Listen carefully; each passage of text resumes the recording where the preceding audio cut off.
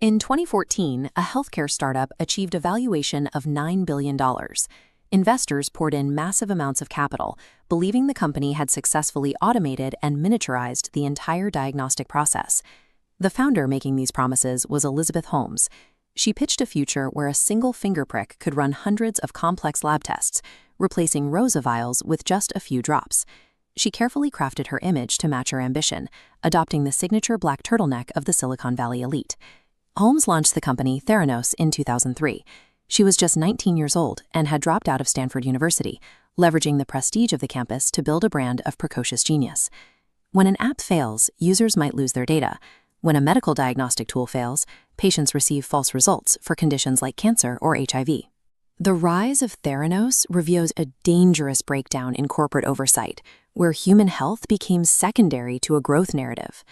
Inside the lab, the reality sharply contradicted the public marketing. The company's proprietary testing device, the Edison, consistently produced inaccurate and highly volatile results. To handle the actual volume of tests, Holmes and company president Sunny Balwani employed a hidden workaround. They secretly ran patients' blood samples through traditional machines manufactured by Siemens, processing the data behind locked doors to hide the Edison's failure. Leadership maintained this secret through intense internal pressure.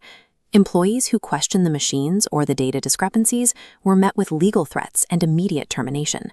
Because the board exercised zero independent oversight, there was no mechanism to challenge the executives. A culture of intimidation completely replaced standard scientific review. The failure was first documented by low-level lab staff. Whistleblowers Tyler Schultz and Erica Chung discovered that failed test data was being systematically removed from internal reports to maintain the appearance of accuracy. Standard reporting channels failed. When Tyler brought his concerns to his grandfather, board member George Schultz, the elder Schultz sided with Holmes. The response was not a lab investigation, but a series of aggressive legal maneuvers directed at Tyler. Realizing the board was compromised, Chung and Schultz bypassed the company entirely. They gathered internal data and shared it with Wall Street Journal reporter John Carreyrou. Carreyrou used that evidence to publish a massive exposé in October 2015. For the first time, the public saw proof that Theranos was not using its own technology for the majority of its tests.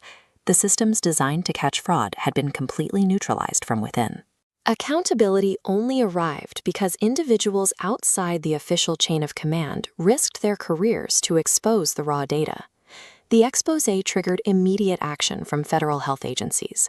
Regulators launched surprise inspections of the Theranos laboratories, uncovering severe violations and reporting that the tests posed an immediate jeopardy to patient safety. The commercial fallout followed. Walgreens, which had offered the tests in more than 40 locations, terminated its partnership and shuttered its testing centers. The financial decline was rapid. The SEC filed civil fraud charges. Nearly $1 billion were lost, and by late 2018, the company was officially dissolved. A business built on institutional blindness cannot survive scrutiny. Once objective external regulators were forced to verify the data, the operation dismantled in a matter of months. The fallout moved from the boardroom to the federal courts. Holmes and Balwani faced a criminal indictment, charged with multiple counts of wire fraud and conspiracy for deceiving both investors and patients. In 2022, Holmes was convicted. She was sentenced to over 11 years in federal prison, while Balwani received nearly 13. The scandal forced a correction across the medical technology landscape. Modern investors now frequently demand rigorous scientific verification and peer-reviewed data, rather than relying on a founder's vision. The case exposed the danger of treating medical diagnostics like software. The Silicon Valley habit of releasing unrefined products is a manageable risk for a social media app, but in a clinical laboratory setting, it ultimately proved to be a deeply dangerous gamble with public health.